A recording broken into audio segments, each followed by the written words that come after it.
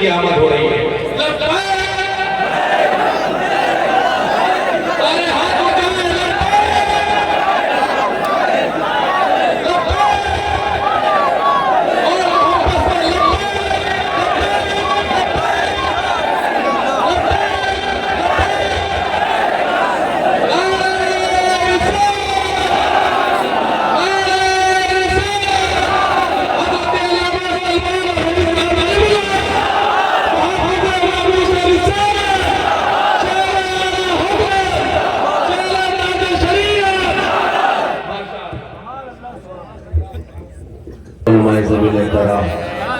مشاہد سادات حاضرین اہل سنت و جماعت، السلام علیکم ورحمت اللہ وبرکاتہ۔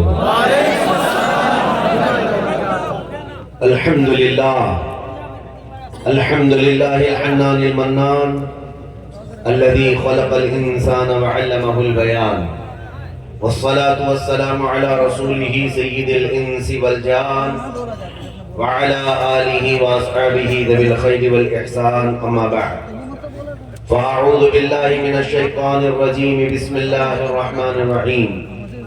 محمد رسول اللہ والذین معه اشداء علی الکفار رحماء بینہم تراہم رکعا سجدا یبتغون فضلا من اللہ ورضوانا الی آخر هذه الآیہ۔ صدق اللہ مولانا العظیم۔ بارگاہ رسالت معاذ صلی اللہ علیہ وسلم میں درود پاک کا ہدیہ پیش کریں۔ اللہم صلی علی سیدنا و مولانا محمد معدن الجود والکرم وآلہ واصحابہ الکرام وابنہ الکریم وبارک وسلم صلاة دائمتا سرمدا ابدا بمصطفیٰ برساں خیش کے دی ہماوست گر بہون رسیدی تمام بو لہبیست۔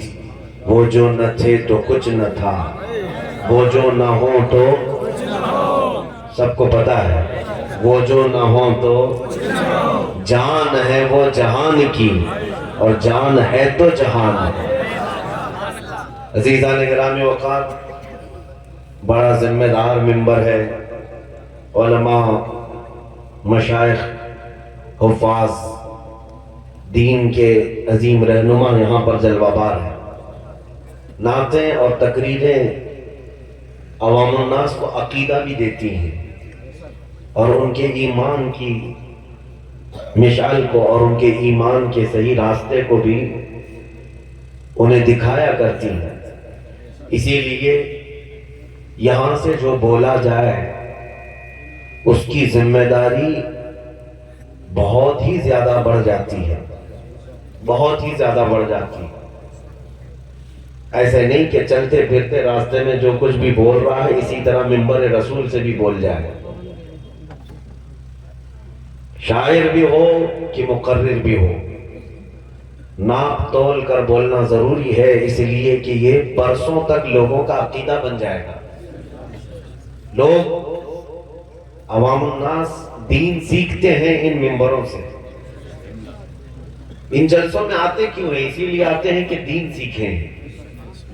اور نعت کوئی انٹرٹینمنٹ کے لیے نہیں ہے کہ تم نعرے لگاؤ، ہنسی خوشی اچھل کود کر چلے جاؤ۔ نعت جو پڑھتا ہے شاید یہ بھی تمہارے دلوں میں عشق رسول پیدا کرتا ہے۔ اعلیٰ حضرت فاضل بریلوی رحمۃ اللہ تعالی علیہ نے لکھا ہے، آپ سے پوچھا گیا کہ اگر حضور کی محبت بڑھانا ہے تو کیا کریں؟ اعلیٰ حضرت نے فرمایا اچھے اشعار اچھے شاعر سے سنے جائیں، خوش الہان نعت خواں سے سنے جائیں، اس سے جذبہ عشق رسول بڑھتا ہے۔ لیکن یہ بات ہمیشہ یاد رکھیں، ایک شعر تقریر سے زیادہ بھی اثر کرتا ہے، اور ان اشعار میں عقیدہ بھی اور ایمان بھی اور بہت کچھ سمایا ہوا ہوتا ہے۔ اسی لیے میں آج آپ کو خلاصہ کلام میرا یہ بتا دوں کہ من جملہ اہل سنت و جماعت مشرق و مغرب شمال و جنوب اور متقدمین متاخرین پہلے والے اب والے سب کا متفقہ عقیدہ محمد صلی اللہ علیہ وسلم اللہ کے رسول ہیں، خاتم النبیین ہیں، رحمت للعالمین۔ ان کے بعد افضل البشر بعد الانبیاء بالتحقیق، تمام نبیوں کے بعد سب سے افضل انسانوں میں حضرت ابوبکر صدیق کی ذات۔ سیدنا ابو بکر صدیق رضی اللہ تعالیٰ عنہ کی ذات افضل البشر بعد الانبیاء بالتحقیق، یہ جملہ اہل سنت و جماعت کا متفق عقیدہ ہے۔ پھر سیدنا عمر ابن خطاب، سیدنا عثمان ابن عفان، پھر حیدر کرار رضوان اللہ علیہم اجمعین، یہ خلفائے راشدین جن کے متعلق میرے آقا نے فرمایا علیکم بسنتی و سنت الخلفاء الراشدین، اے لوگوں تم پر میری سنت اور میرے خلفائے راشدین کی سنت پر عمل کرنا لازم ہے۔ یہ خلفائے راشدین ہمارے لیے شریعت کے مشعل ہیں، وہ تارے ہیں ہدایت کے، اور انہی کو دیکھ کر ہم اپنی زندگی کو اور اپنے دستور حیات کو طے کیا کرتے ہیں۔ میں جس چیز کو لے کر آپ کے سامنے حاضر آیا ہوں، یہ تو مجھے خلاصتاً پہلے عرض کرنا تھا، باقی ہمارا عنوان صرف تقریر کا ہی نہیں بلکہ پوری زندگی کا عنوان یہ ہے، یا رسول اللہ تیرے عشق کی بدولت مجھے زندگی ملی ہے، تیرے عشق کی بدولت مجھے زندگی ملی، ورنہ کون اس زمین پر مجھے پہچانتا، کون تھا ہمارا آسرا یہاں پر جب سے میرا نام تیرے نام سے جڑا ہے۔ یا رسول کریم صلی اللہ تعالیٰ علیہ وسلم دنیا اپنے آنکھوں پر بٹھائے رکھتی ہے، تیرے عشق کی بدولت مجھے زندگی ملی ہے، میری بات بن گئی ہے تیری بات کرتے کرتے، میری بات بن گئی ہے تیری بات کرتے کرتے، ہے جو زندگانی باقی یہ ارادہ کر لیا ہے، یا رسول اللہ ہے جو زندگانی باقی یہ ارادہ کر لیا ہے، تیرے منکروں سے آقا میں مروں گا لڑتے لڑتے، تیرے منکروں سے آقا میں مروں گا لڑتے لڑتے، یہ عنوان زندگی ہے۔ نوجوان کثرت سے یہاں پر موجود ہیں، تو میں زندگی کا ایک راز بتا کر جاؤں، ان کی بات کرو اور ہر دل پہ راج کرو، حضور کی بات کرو اور پھر دیکھو تمہارے مقامات کیسے تیزی سے بڑھتے ہیں۔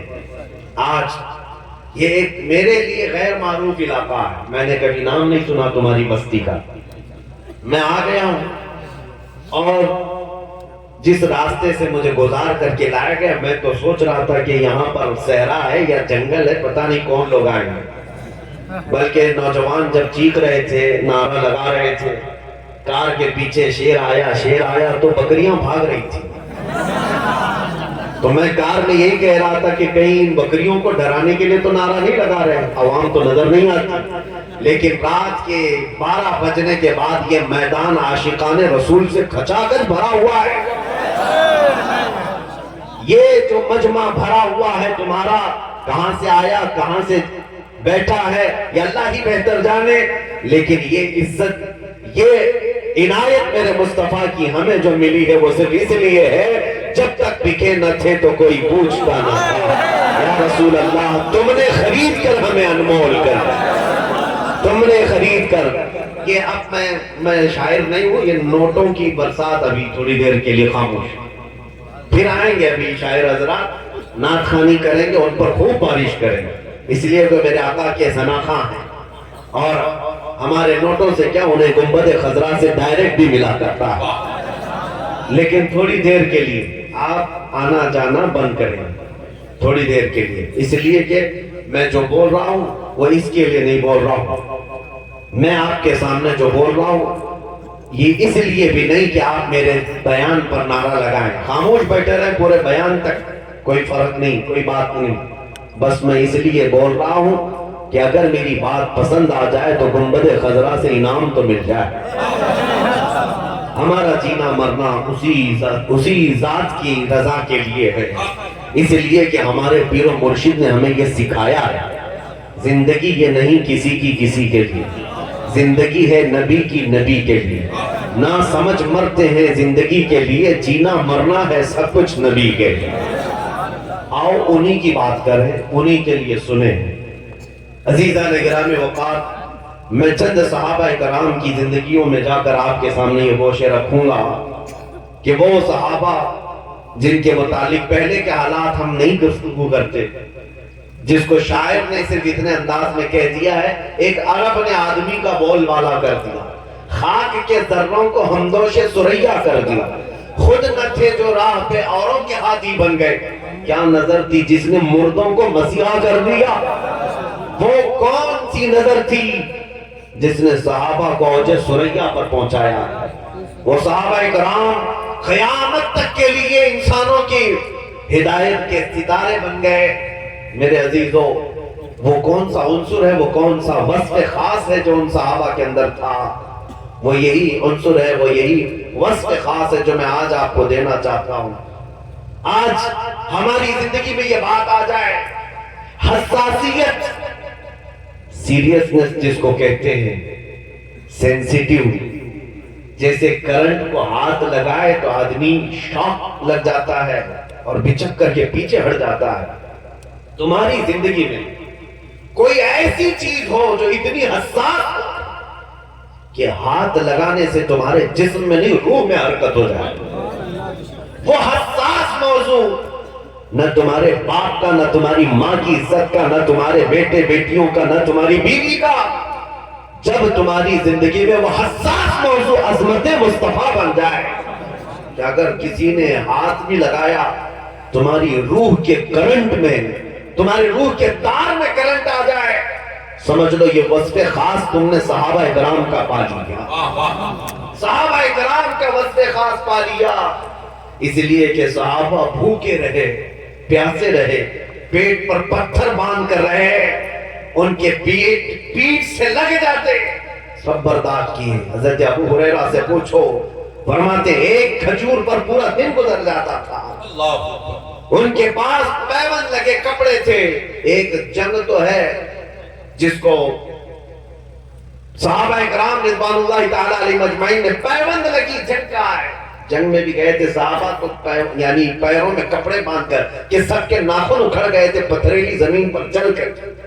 پیروں میں پہننے کے لیے چپل بھی نہیں تھے، لیکن ان کے ساتھ جو وصف تھا، انہوں نے کبھی چپلوں کی طرف نہیں دیکھا، پیٹ پر بندھے ہوئے پتھر کی طرف نہیں دیکھا، اپنے گھروں کی بکھری ہوئی چھتوں کو نہیں دیکھا.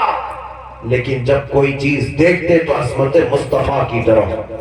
کیا اگر کسی نے ان حالتوں میں بھی نبی پاک کی طرف انگلی بھی اٹھایا تو مجال ہے ان صحابہ کا کوئی مقابلہ کر سکتا، کوئی مقابلہ کر سکتا. آج کے دور میں آپ کو بتا رہا ہوں، قیصر اور کسریٰ تو طاقتیں تھی اس زمانے میں. قیصر اور کسریٰ، قیصر بادشاہ کا لقب ہے، کسریٰ بھی بادشاہ کا لقب ہے. ایران کے بادشاہ کو کسریٰ کہا جاتا تھا، روم کے بادشاہ کو قیصر کہا جاتا. دو سپر پاور طاقتیں اس زمانے کی، جیسے آج امریکہ اور رشیا کہلاتے ہیں. اب آپ اندازہ کر لیں پوری دنیا کے سپر پاور طاقتیں، ان کے پاس فوج کتنی ہوگی، ہتھیار کتنے ہوں گے. اس زمانے کے اعتبار سے سب سے بڑی فوج رکھنے والے دو بڑی سپر پاور طاقتیں. یہ پیوند لگے کپڑے پہننے والے صحابہ سے گھبرایا کرتے تھے. یہ پیروں میں بغیر چپل کے چلنے پھرنے والے صحابہ سے خوف کھایا کرتے تھے. یہی بات تو ہے کہ ان کی طرف سے قاصد بھی مدینے آ گیا دیکھنے کے لیے کہ ان کے پاس طاقت کتنی ہے. یہ محمد عربی کے دیوانوں میں کہ پوری دنیا کانپ رہی ہے ان کے خوف و دہشت سے. کسریٰ کی طرف سے یا قیصر کی طرف سے قاصد مدینے میں آیا ڈھونڈنے کے لیے. اس وقت حضرت عمر فاروق کا دور ہے. آ کر کے مسلمانوں سے پوچھا کہ تمہارا بادشاہ کہاں رہتا ہے. مسلمان ہنس پڑے، کہا ہمارا بادشاہ نہیں ہوتا، ہمارا امیر المومنین ہوتا ہے. اس نے پوچھا اچھا امیر المومنین، اس کا محل کہاں ہے، مجھے ملنا ہے. پھر مسلمان ہنس پڑے، کہا اس کا محل نہیں ہوتا، جاؤ کھلے درخت کے نیچے وہ کسی زمین پر سو رہا ہوگا. پیپل کے درخت کے نیچے کا ایڈریس بتایا گیا. وہ قاصد کہتا ہے مجھے تعجب ہو رہا تھا، حیرت ہو رہی تھی، جس کے خوف اور دہشت سے ہمارے بادشاہوں کی فوجیں تھر تھراتی ہیں، اس کا عنوان، اس کا ایڈریس ایک پیپل کے درخت کے نیچے. وہ آیا قاصد دیکھنے کے لیے، ننگی پیٹ، وقت کا بار اور امیر المومنین عمر ابن خطاب آرام کر رہا ہے. اور یہ تنہا آ کر کے سوچتا ہے میرے ہاتھ میں تلوار ہے، اٹھا کر اگر میں اس کو قتل کر دوں تو پوری دنیا جو خوف سے گھبرائی ہوئی ہے معمول ہو جائے گی. حضرت عمر فاروق کی آنکھیں کھل گئی اور کہا اے آنے والے جو تو سوچ رہا ہے اس وقت تک نہیں ہوگا جب تک میرا مولا نہیں چاہے. خوف سے اس کے ہاتھ کانپنے لگے اور کہا جا تیرے بادشاہوں کو خبر کر دے ہم سکون سے اس لیے سو رہے ہیں کہ ہم نے کسی کے خون پر کرسی نہیں بچھائی, ہم نے کسی کی گردن پر حکومت نہیں جمائی ہے, ہمیں یہ جو منصب دیا گیا ہے وہ میرے مصطفیٰ کے قدموں کی نسبت سے دیا گیا اور اللہ تبارک و تعالیٰ نے عطا کیا. میں یہ بات عرض کر رہا ہوں میرے عزیزوں, وہ صحابہ کرام رضوان اللہ تعالیٰ علیہ مجمعین سے دنیا خوف کھاتی تھی, کتراتی تھی, راستے ان کے رخ موڑ لیا کرتے تھے. کتنے غزوات ہیں, سیرت مصطفیٰ پڑھو, پہلی ہجری سے لے کر 5ویں ہجری تک نبی پاک صلی اللہ تعالیٰ علیہ وسلم کے تقریباً 10 غزوات ایسے ہیں جس میں حضور نے صحابہ کے ساتھ سفر کیا, کبھی 500 صحابہ, کبھی 600 صحابہ, لیکن ہر بار مد مقابل میں کبھی 1000, کبھی 2000, کبھی 3000 کفار آئے. امیر حمزہ ایک بار ایک سریے میں ایک جہاد میں تشریف لے گئے, 300 لوگ ہیں اور سامنے 4000 کا لشکر ہے. حیرت کی بات یہ ہے جب تاریخ میں یہ لکھا ہوا ہے, ہماری تاریخ نے ان کی بھی تاریخ پڑھو, شیر ببر کی حیثیت سے جب امیر حمزہ سپہ سالار بن کر اترے تھے, 4000 کا لشکر, یہ صرف 300 صحابہ کو دیکھ کر رفو چکر ہو گئے, بھاگ کے کوئی ادھر کوئی ادھر. یہ ایک بات نہیں میرے عزیزوں, حضور پاک صلی اللہ تعالیٰ علیہ وسلم کے ایک صحابی ہیں حضرت سلمہ بن اکوع, ان کو راجل رسول اللہ کہا جاتا تھا. یہ رسول اللہ کے سپاہیوں میں ہمیشہ پیدل چلنے والے, کبھی گھوڑے کا سفر نہیں کیا. ان کا معاملہ اعلیٰ حضرت میں لکھا ہے الملفوظ شریف میں کہ ایک بات عبد الرحمن نام کا قارہ کا ایک کافر جو دشمن اسلام تھا, 200 کے قریب لوگوں کو یا 400 کے قریب لوگوں کو لے کر رات کے وقت مدینے پر حملہ کیا, کھجوروں کے باغیچوں سے کھجوریں جمع کیا, چوری کر کے نکل رہا تھا اور مدینے میں کوئی اس وقت جاگ نہیں رہے تھے دوسرے صحابہ. حضرت سلمہ بن اکوع کی نظر پڑی, تنہ تنہا 400 کو بھگانے لگ گئے. یہ نہیں کہ آ کر کے سب کو اٹھاتے کیا حملہ ہو گیا, وہ میرے مصطفیٰ کریم کا شیر ببر 400 ہے. نعرہ تکبیر, نعرہ رسالت, جشن سرکار پنجتن پاک. میرے عزیزوں, بات یہاں تک ہوتی تو ٹھیک ہے, ایک صحابی ہے 400 کو بھگا رہا ہے, لیکن یہی تک نہیں ہے. تعجب اس بات پر ہے کہ 400 بھاگ بھی رہے, کیوں؟ ایک سے خوف کھا کر کے, ایک سے ڈر کر کے. اور حدیثوں میں موجود ہے سلمہ بن اکوع ان 400 کو اتنی دور تک بھگاتے رہے کہ وہ تنگ آ گئے. کوئی ادھر پہاڑوں پر چڑھنے لگے, کوئی ادھر چڑھنے لگے. تو ان کا جو سردار تھا پکار کر پوچھا کہ اے سلمہ بن اکوع تم چاہتے کیا ہو, کیوں بھگا رہے ہو ہمیں؟ حضرت سلمہ بن اکوع نے کہا جب تک تمہارے پاس کھجور کی ایک گھٹلی بھی رہے گی میں تمہارا پیچھا نہیں چھوڑوں گا. مدینے کا مال چوری کیا میں لے کر رہوں گا. وہ 10 لوگوں کو گراتے تھے, ان کی گردن پر پیر رکھتے اور آگے بڑھ جاتے تھے. سلمہ بن اکوع 400 لوگوں میں گھر گیا ہو. یہ اللہ تبارک و تعالیٰ جسے چاہے مدد کے ساتھ اس طرح طاقت عطا فرمائے گا. اس کے بعد روایت میں موجود ہے کہ اس نے عبد الرحمن قاروی نے سارے لوگوں سے کہا اپنی کھجوریں پھینک دو, اس سے جان چھڑاؤ, اس سے جان چھڑاؤ, یہ پتہ نہیں کتنوں کی گردنوں پہ پیر رکھے گا. سارے لوگوں نے کھجوریں پھینک دی, سب مال جمع کیا.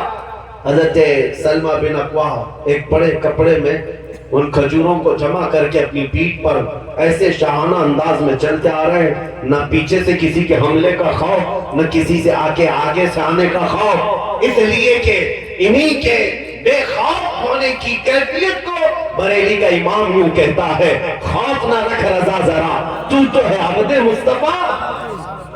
جو مصطفیٰ کا غلام ہے وہ کسی سے خوف نہیں کھایا کرتا. پورے کھجوروں کی گٹلیاں اٹھا کر کے مدینہ طیبہ آئے. اعلیٰ حضرت نے لکھا ہے کہ ان کے دل میں یہ جو جذبہ تھا بے باکی کا, وجہ کیا تھی؟ کہتے ہیں ایک بار حضور بیعت کر رہے تھے صحابہ کو, حضرت سلمہ بن اکوع سے کہا لاؤ ہاتھ تمہارا میرے ہاتھ میں رکھو بیعت کر لو. حضرت سلمہ بن اکوع نے کہا یا رسول اللہ میں نے آلریڈی ایک بار بیعت کر لیا. حضور نے فرمایا دوسری بار کر لو. دوسری بار کیا. تھوڑی دیر کے بعد حضور نے پھر بلایا سلمہ بن اکوع ہاتھ میں ہاتھ تو بیعت کر لو. کہا یا رسول اللہ 2 بار کر چکا ہوں. میرے آقا نے فرمایا تیسری بار کر لو. تیسری بار ہاتھ میں ہاتھ دیا. اس کے بعد باہر نکلنے کے بعد حضرت سلمہ بن اکوع کہتے ہیں وہ دن تھا اس کے بعد زندگی کے ہر دن کبھی میرا یہ ہاتھ کسی طاقت سے گھبرایا نہیں کرتا تھا جو دامن مصطفیٰ سے وابستہ ہوا. عزیزان گرامی وقار میں بات یہ کہنا چاہتا ہوں صحابہ کو جو وصف خاص کرتا ہے وہ ہے عظمت مصطفیٰ کی حساسیت. نبی پاک صلی اللہ علیہ وسلم کی عزت کس قدر ان کے لیے عزیز تھی. وہ کوئی رشتہ نہیں دیکھتے تھے. حضرت انس بن نزیر ایک صحابی حضور ان کے گھر جایا کرتے تھے دوپہر کے وقت. مکہ سے ایک خط آیا تھا کہ کافر وہاں جنگوں کی تیاری کر رہے تھے. راز کا خط تھا. حضرت انس بن نزیر اور حضور دونوں ایک حجرے میں ان کے گھر میں. حضرت انس بن نزیر سے حضور نے کہا خط پڑھ کر کے بتاؤ کیا پیغام ہے. حضرت انس بن نزیر نے خط پڑھا اور حضور نے فرمایا کہ بند کر دو یہ راز تیرے اور میرے بیچ ہے کسی کو معلوم نہیں ہونا چاہیے. جنگوں کے حالات تھے لیک نہیں ہونی چاہیے خبر. حضور تشریف لے گئے ان کے گھر سے. انس بن نزیر کی بیوی اندر تھی باہر آئی. کہا اے انس رسول اللہ صلی اللہ علیہ وسلم کے پاس کیا بتا رہے تھے. کہا تمہیں ان معاملات میں دخل دینے کی ضرورت نہیں. حالانکہ میں تمہیں بتا دوں حضرت انس بن نزیر اپنی بیوی سے بہت محبت کرتے تھے. بہت محبت کرتے تھے. ان کی وہ بہت محبوبہ بیوی تھی حضرت انس بن نزیر. لیکن جب بات رسول اللہ کے اور ان کے درمیان کی آئی کہا خبردار ان معاملات میں تم دخل مت دینا یہ راز ہے. بیوی نے ہنس کر کے کہا کوئی بات نہیں میں نے دیوار کے پیچھے سے سن لیا ہے مکہ سے خط آیا ہے جنگ کی تیاری چل رہی ہے. اتنی بات تھی کہ انس بن نزیر کھڑے ہو کر سیدھے اپنی بیوی کی گردن پکڑی. کہا میں خیانت میں مبتلا ہونا نہیں چاہتا. میرے اور میرے مصطفیٰ کے راز کے بیچ دنیا کا کوئی رشتہ مجھے پسند نہیں. گردن پکڑ لیا. کہا اس وقت تک میں گردن نہیں چھوڑوں گا. تیری مجھ سے جو محبت ہے وہ اپنی جگہ پر لیکن میں حکم مصطفیٰ سنے بغیر اپنا ہاتھ نہیں ہٹاؤں گا. گردن پکڑ کر کے حضور کے پاس لے آئے. کہا حضور نے کہ کیا ہوا انس کیوں لے آئے اپنی بیوی. کہا یا رسول اللہ مجھے معذور سمجھیں. میرے آقا مجھے معاف فرمائے کہ آپ نے جس راز کی حفاظت کا مجھے حکم دیا تھا میری بیوی نے دیوار پیچھے سے اسے سن لیا. اس میں میری خطا نہیں. لیکن آقا اگر یہ راز اتنا اہم ہے آپ حکم فرمائیں میں تلوار اٹھاؤں اور اس کی گردن ماروں. میرے آقا نے فرمایا انس نہیں چھوڑ دو وہ میری صحابیہ ہے.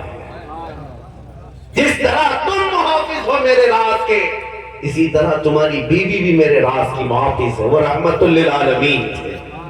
میرے آقا نے کہا چھوڑ دو. حضرت انس نے چھوڑ دیا. اس کے بعد بیوی سے کہا تجھ سے جیسی میں پہلے محبت کرتا تھا اس سے زیادہ محبت کرتا ہوں لیکن یہ شرط میری آخری سانس تک باقی رہے گی. ساری محبتیں ایک جگہ عصمت مصطفیٰ اپنی جگہ. یہ وصف خاص ہے جو صحابہ کو ممتاز کرتا ہے جو صحابہ اکرام کی زندگیاں بلند و بالا کرتا ہے. آپ کو پتا ہے احد کے میدان کی تیاریاں چل رہی تھی رات کے وقت. احد کے میدان میں اس سے ایک دن پہلے میں آپ کو بتاؤں ایک صحابی ہیں جن کو عبداللہ اسود کہا گیا. کالے رنگ کے تھے جوان تھے. یہ آئے بارگاہ مصطفیٰ میں کہا میں جوان ہو گیا شادی کی خواہش ہے لیکن کون لڑکی دیتا ہے. میرے پاس نہ مال ہے نہ ہی رنگ و روپ خوبصورتی. حضور پاک صلی اللہ علیہ وسلم انصار صحابہ میں سے ایک صحابی کے گھر جوان بیٹی تھی بڑی خوبصورت تھی. کہا جا ان کے گھر جا کہنا کہ میں نے تیرا رشتہ بھیجا ہے وہ اپنی بیٹی سے نکاح کرے. یہ صحابی گئے اور جس صحابی کے پاس آئے وہ شوہر اور بیوی اور ان کی بیٹی اکلوتی بیٹی بڑی خوبصورت تھی. یہ عبداللہ اسود آئے. انہوں نے پوچھا انصاری صحابی نے کیوں آئے.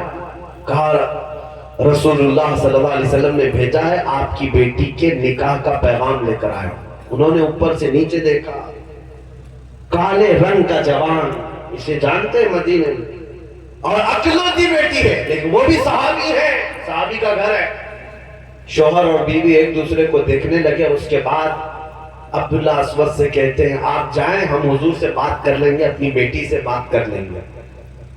تو حضرت عبداللہ اسود کہتے ہیں مجھے تو روزانہ ریجیکشن کی عادت ہے, ہر جگہ سے لوگ کہتے ہی تھے کہ تم کو نہیں دیں گے, کوئی بڑی بات نہیں تھی, واپس پلٹ کر چلا گیا. اس صحابی رسول کی بیٹی اندر گھر میں تھی, باہر سن رہی تھی. کہا بابا کون آیا تھا؟ کہا کہ حضور کے پاس سے ایک جوان آیا تھا کالے رنگ کا, تیرے رشتے کا پیغام لے کر. کہا کیا کہا آپ نے؟ کہا تجھ سے تو ہم نے پوچھا بھی نہیں تھا, ہم نے سوچا وہ بعد میں بات کر لیں گے. بیٹی, اللہ اکبر, صحابی کی بیٹی ہے گھر میں, کہتی ہے بابا آپ نے صرف اس کا رنگ دیکھا, بھیجنے والے کا حسن نہیں دیکھا. کس نے بھیجا تھا؟ باپ نے کہا. باپ سے بیٹی کہہ رہی ہے آپ یہ ہرگز نہ دیکھتے کہ کون رشتہ لے کر آیا ہے, یہ دیکھتے کہ رشتہ کس نے بھیجا ہے. بابا آپ فوراً جائیں اللہ کے رسول کے پاس, اپنی خطا کی معافی طلب کریں کہ ہمیں تاخیر ہوئی, یا رسول اللہ آپ کا بھیجا ہوا ہمیں منظور ہے. بیٹی کا ایمان دیکھیں, یہ صحابہ کا وصف خاص ہے. انہوں نے دنیا کے سارے مادیات کو ایک طرف رکھا ہے, میرے مصطفیٰ کی عظمت کو بہت بلند رکھا ہے. اپنی خواہشات کو قربان کر دو حضور کے قدموں پر. جو چیز تمہیں خواہشات کے ساتھ دنیا میں بگاڑ پیدا کرتی ہے, قتل کرو, آؤ میرے مصطفیٰ کے قدموں پر. جس دن تم یہ وصف پالو گے, حساسیت کے میرے نبی کی عزت میرے لیے سب سے بڑی چیز ہے, فرسٹ پرائیورٹی حضور کی ذات ہے, دیکھنا تمہاری زندگی میں پھر کسی تقریر کرنے والے کی بھی ضرورت نہیں, خود سنبھل جاؤ, خود سنبھل جاؤ گے. وہ خاتون, وہ صحابی دوڑتے ہوئے آئے حضور کی بارگاہ میں. جب تک یہ کالے رنگ کے صحابی حضور کے پاس پہنچ کر کہہ رہے تھے یا رسول اللہ انہوں نے تو منع کر دیا ہے, حضور ابھی سن رہے تھے کہ وہ بیٹی کے باپ دوڑتے ہوئے آئے. کہا آقا معافی چاہتا ہوں, تاخیر ہو گئی, تھوڑی دیر کی تاخیر ہو گئی, لیکن ہمیں منظور ہے یہ رشتہ. حضور صلی اللہ تعالی علیہ وسلم نے مسجد نبوی شریف میں نکاح فرمایا اس لڑکی کے ساتھ. صحابیہ ہے, اور پھر ان کو کچھ مال دے کر بھیجا. سنو توجہ سے, کہاں کہاں صحابہ نے سب قربانیاں دے دی. صحابہ سے مال لے کر ان کو عبداللہ اسود کو دیا کہ آج تیرا نکاح ہوا ہے, آج تجھے گھر بسانا ہے, جا شادی کے جو ساز و سامان, گھر کے نبھانے کے جو سامان ہوتے ہیں بازار سے خرید لا, اپنی بیوی کو رکھنے کے لیے ساز و سامان لا. پیسے دے کر کے بھیجے بازار میں. اور یہ وہی وقت تھا جب وہ بازار میں سامان خریدنے جا رہے تھے, اور ادھر مدینہ طیبہ پر کفار و مشرکین چڑھائی کر چکے تھے, احد کے میدان تک آ چکے تھے. میرے آقا نے اعلان کروا دیا مسلمانوں چلو اللہ کی رضا کی خاطر, اذهبوا الى الجهاد فی مرضات اللہ. ان کے کانوں میں آواز آئی اللہ کے نبی صحابہ کے ساتھ میدان احد جا رہے ہیں, تو جو اپنے گھر کے ساز و سامان, شادی کے ساز و سامان خریدنے گئے تھے, گئے فوراً تلوار خریدی, زرہ خریدا, اور لوہے کی ٹوپی خریدی, نیزہ خریدا, ڈھال خریدا, گھوڑا خریدا, پورے پیسوں میں انہوں نے جنگ کا سامان خریدا. شادی کا کوئی سامان ہی نہیں لیا, پیسے بھی نہیں بچائے کہ بعد میں آ کر کے دیکھیں گے گھر بسانے کے لیے. کہا نہیں, ابھی میرے مصطفیٰ کے ساتھ جانا. آج شادی ہوئی ہے, مال ملا ہے, کون سا دولہا ہے جو اپنی شیروانی میں اور اپنے خوشیوں میں کٹوتی کرنا چاہتا ہے؟ کچھ نہیں. آج کے دور میں کون ہے؟ وہ عبداللہ اسود ہے کہ پورا مال جنگ کے سامان خرید لی. اس وقت وہ غریب تھے, بہت غریب تھے, پورے پیسوں سے پہلی مرتبہ ان کے پاس جنگ کا سامان آیا. لوہے کی ٹوپی ہوتی, لوہے کی زرہ ہوتی, جنگوں میں بچنے کے لیے پہنا جاتا. جب احد کے میدان میں آئے, ایک بطل جلیل, ایک بہادر گھوڑے پر بہت خون ریز لڑائی لڑ رہا ہے, صفوں کی صفیں چیر رہا ہے, میرے مصطفیٰ کریم صلی اللہ تعالیٰ علیہ وسلم اپنے خیمے سے دیکھ رہے تھے، صحابہ سے پوچھا جانتے ہو یہ کون ہے؟ صحابہ غور سے پیچھا کرتے ہوئے دیکھتے رہے اور کہتے ہیں آقا یہ ہم میں نیا ہے، کوئی مدینے والا نکتا نہیں ہے۔ صحابہ میں سے کوئی یہ محسوس نہیں ہوتا، ہم سب کو پہچانتے ہیں یہ انصار میں سے بھی نہیں، مہاجرین میں سے بھی نہیں۔ میرے آقا نے فرمایا تمہیں خطا ہو گئی، میں اس کی کہنیوں کے رنگ سے پہچان رہا ہوں، وہ میرا عبداللہ اسود ہے۔ آج میں نے اس کے شادی کے سامان کے لیے پیسے دیے تھے لیکن اس نے سارے جنگ کے سامان خرید لیے، وہ دیکھو ٹوپی میں اپنا سر چھپایا ہوا ہے۔ اس کے بعد اسی جنگ میں وہ جہاد کرتے کرتے شہید ہو گئے۔ ان کے جسم پر کتنے تو زخم آئے تھے، جب شام کے وقت لاشیں اٹھائی جا رہی تھی میرے آقا صلی اللہ تعالیٰ علیہ وسلم چل کر کے میدان میں آئے اور یہی عبداللہ اسود کے سر سے زرہ اتاری اور ان کے چہرے پر لگی ہوئی خاک کو اپنے ہاتھوں سے صاف کیا۔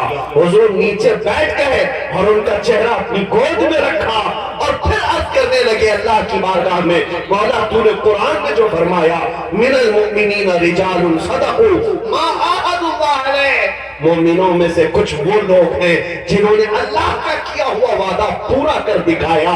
یہ وہی لوگ ہیں جنہوں نے اللہ سے کیا ہوا وعدہ زمین پر پورا کر دکھایا ہے۔ میرے عزیزوں میں اگر یہاں بیان کروں ایک لمبی فہرست ہے صحابہ کی جنہوں نے اپنی خواہشات کو قربان کیا ہے میرے مصطفیٰ کے قدموں پر، جنہوں نے اپنے سارے ضروریات کو ترک کر دیا۔ وہ حنظلہ جو اپنی بیوی سے سہاگ رات میں تھے، انہوں نے اپنی بیوی کو اسی رات چھوڑ دیا اور آئے تھے میدان احد میں، اس لیے نہیں کہ ان کو زندگیاں پیاری نہیں تھیں، اس لیے نہیں کہ وہ حقوق العباد نہیں ادا کرنا چاہتے تھے، بلکہ اس لیے کہ ان کی فرسٹ پرائیورٹی حضور کی عزت تھی، حضور پاک کی عظمت تھی۔ آج جب یہ قوم اپنی ضروریات کو پہلا نمبر دینے لگی تو تمہاری عزتیں چھین لی گئی ہیں، تمہارا مقام گرا دیا گیا ہے، تمہیں لوگوں کی ٹھوکر میں ڈال دیا گیا ہے۔ آؤ پلٹ آؤ اسی دن۔ اقبال 10 سال یورپ کی گلیوں میں جا کر کے یہ تحقیق کر کے آیا، شاعر مشرق علامہ اقبال کی بات کر رہا ہوں، اپنی قوم کے عروج کو ڈھونڈنے کے لیے، اپنی قوم کی ترقی کو ڈھونڈنے کے لیے یورپ کی کتنے میدانوں میں تحقیق کر کے واپس آیا اور ان سے پوچھا گیا اقبال بتاؤ اس قوم کی ترقی کس بات میں رکھی گئی ہے؟ اقبال نے برسر اعلان کہا تھا میں نے دنیا کی خاک چھان کر کے اس نتیجے پر اپنے آپ کو پہنچایا ہے، میرے قوم کی ترقی صرف اس بات میں ہے کہ محمد سے وفا تو نے یہ جہاں چیز ہے کیا لوح قلم تیرے۔ نعرہ تکبیر، نعرہ رسالت، جشن پنجتن پاک، حضرت علامہ مفتی سلمان ادری صاحب کو بلا۔ میرے عزیزوں یہی عنصر ہے، یہی وصف خاص ہے۔ آج جس دن یہ چیز ہمارے اندر پلٹ آئے میں اکثر یہ کہا کرتا ہوں تمہیں مادیات پر بھروسہ کرنے کی ضرورت نہیں، اسباب ضروری ہیں لیکن بھروسہ خالق اسباب پر جس نے ہر شے پیدا کی ہے۔ مجھے اندازہ ہے تم اگر مصطفیٰ کریم کی محبت سے سرشار ہو جاؤ تو نہ تمہیں تلواروں کی، بندوقوں کی، بارودوں کی ضرورت ہے، تمہارا چلنا پھرنا بھی کئی کتوں کے لیے عذاب بن جائے گا، تمہیں اندازہ نہیں۔ تمہاری داڑیاں انہیں چبھتی نہیں گڑتی رہیں گی، تمہاری ٹوپیاں ان کا جینا حرام کر رکھیں گی، وجہ صرف یہ ہوگی کہ تمہارا چلنا پھرنا بھی لوگوں کو پسند نہیں آئے، برداشت نہیں ہو سکے گا۔ وہ ان لوگوں کی باتیں کر رہا ہوں جو میرے مصطفیٰ سے خار کھائے ہوئے ہیں اور جو دشمنی اسلام میں مرے ہوئے ہیں۔ حد تو یہ ہے میرے عزیزوں حضور کی ذات ہی دیکھو آج دنیا میں ایرا غیرہ نت و خیرہ بھی اپنی پاپولیرٹی کے لیے میرے نبی کا ہی نام استعمال کرتا ہے۔ ہم تو الحمدللہ عزت پائے حضور کی تعریف کر کے، حقیقت ہے یعنی آپ بھی اگر اپنے نبی کی عظمت بلند کر رہے ہو اور اللہ نے تمہیں عزت دی ہے تو یہ فخر کی بات ہے میں میرے نبی کے قدموں سے پایا۔ لیکن کچھ کتے یہاں بھوکتے ہیں، میں ان سے یہی کہتا ہوں تمہارے پاس کوئی ایسا گرو گھنٹال تھا ہی نہیں جس پر بول کر تم دنیا میں فیمس ہوتے، تمہیں اپنے آپ کو پہچانوانے کے لیے بھی میرے نبی کا نام لینا پڑا۔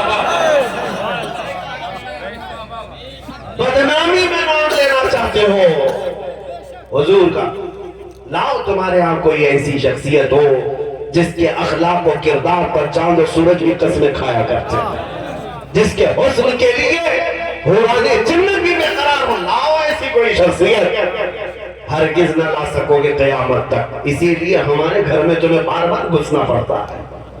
ہمارے گھر ایک بات میرے استاد فرمایا کرتے تھے، عورتوں میں حسد کی عادت ہوتی ہے، جلن کی، لیکن ایک چیز یاد رکھو کہ کوڑی سے کوئی جلتا نہیں، سفید داغ والے سے کوئی جلتا نہیں، کوڑی سے کوئی حسد نہیں کرتا۔ حسن ہے تو عورتوں کو حسد ہے۔ عورتوں کے متعلق یہ کہا گیا ہے، میں سب کی بات نہیں کر رہا ہوں، فطرت کی بات، کوئی بہت زیادہ حسن والی ہے تو اس سے دوسرے جلتے ہیں۔ آج تم سب سے زیادہ ڈسکس کیے جا رہے ہو تو وجہ یہ ہے کہ تمہارے پاس اسلام کا حسن ہے، حسن اسلام ہے، میرے مصطفیٰ کی ذات کی عظمت ہے۔ یہ نہ چاہتے ہوئے بھی ان کے دلوں میں یہ بات موجود ہے کہ ہم بھوکتے ہیں اپنے گوفے میں بیٹھ کر کے۔ ان کو پتا ہے ہم ایک چار دیواری میں بیٹھ کر کے بھونک تو سکتے ہیں، لیکن یہ ہزاروں کے مجمع کو تو دور کی بات، ان کے 8 سال کے بچے کے دل سے بھی ہم محمد کو نکال نہیں سکتے۔ انہیں یقین ہے اس بات کا، انہیں پتا ہے۔ لیکن اسی شمع کو میں بلند کرنا چاہتا ہوں جو آج بھی تمہارے دلوں میں بچی ہوئی۔ سچ بتاؤ اپنے دل پر ہاتھ رکھ کر، رات کے 1 بجے کون سے نیتا کا مجمع جمع ہوتا ہے؟ کون سی پارٹی کا مجمع جمع ہوتا ہے؟ ارے 500 بھی بانٹ کر کے دیکھو، اور یہاں مجمع نہ 500 کے لیے آیا، نہ 100 کے لیے ہے، نہ کوئی شیرینی حلوے کے لیے آیا ہے۔ رات کی اس تاریکی میں جو مجمع آیا ہے وہ چندہ لینے کے لیے نہیں بلکہ اپنے نبی کے لیے گردن کٹانے کا جذبہ لے کر آیا ہے۔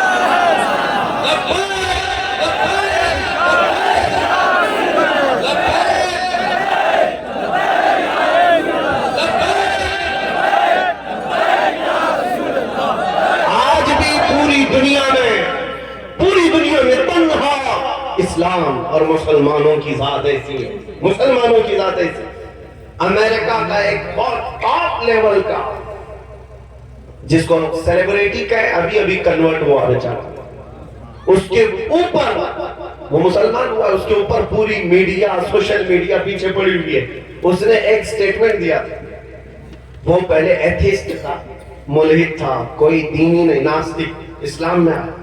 اس نے کہا کہ مجھے کوئی دھرم اچھا نہیں لگتا تھا، کوئی دھرم نہیں، لیکن میں نے اپنا دماغ لگا کر سوچا دنیا میں برائیاں بہت ہیں، تو برائیاں میں تو صرف برائیاں ہی نہیں ہو سکتی، اچھائیاں بھی ہوں گی، اپوزٹ تو ہوتا ہی ہے، اگر برائی ہے تو اس کے بدلے میں اچھائی ہوتی۔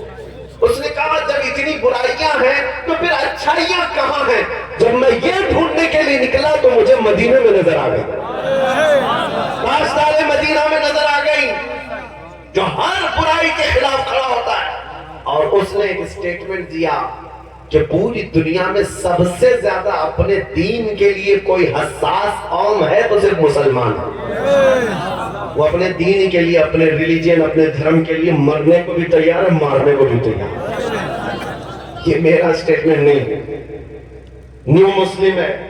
اور اس نے ایک بہت الگ بات کہی، اس کی مثال اگر دیکھنی ہے تو اس نے کہا دنیا میں بہت سارے دھرم ہیں، کوئی اگر عیسائی کنٹری میں، کرسچن کنٹری میں عیسیٰ علیہ السلام کے نام کے خلاف کوئی بینر لے کر کے گھومے، ان کی شان میں کچھ بھی بولے، ان کو کچھ فرق نہیں پڑتا، وہ آزاد لوگ ہیں۔ وہ یہ کہیں گے یہ فریڈم ہے، سپیچ کی، ایکسپریشن کی، اظہار رائے کی آزادی ہے۔ بہت سارے کنٹری میں ان کی اگر گورنمنٹ کو تب بھی ان کو فرق نہیں پڑتا، لیکن وہ یہ کہتا ہے تمہاری حکومت ہو اور اس میں چند مسلمان رہتے ہو، ایک بار محمد عربی صلی اللہ تعالی علیہ وسلم کی کوئی گستاخی کرے اور پھر کھلے عام گھوم کے دکھائے،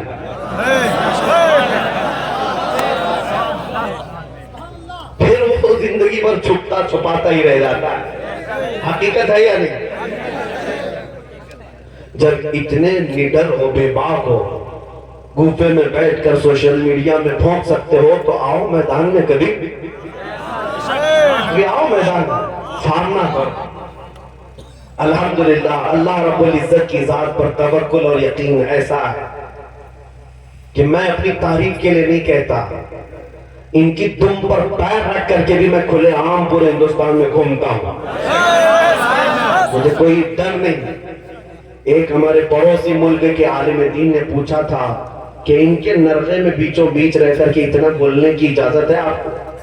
کہا بولنے کی اجازت لینے کے لیے ان سے کوئی سرٹیفکیٹ لینے کی ضرورت نہیں، میری جان کا مالک اللہ ہے، میری زبان پر حکومت میرے مصطفیٰ کی ہے، تو ڈر کس بات کا کیا دبے جس پہ حمایت کا ہو پنجہ دے، شیر کو خطرے میں لاتا نہیں کتا دینا، بے خوف ہو کر جیو ہے مسلمان۔ تمہارے پاس سب سے بڑا عنصر جو ہے وہ ابھی ہے لیکن تھوڑا کم ہو گیا ہے، میں اس کو زیادہ کرنا چاہتا ہوں۔ جو صحابہ کے پاس تھا وہ غیرت مند تھے، حساس تھے، کس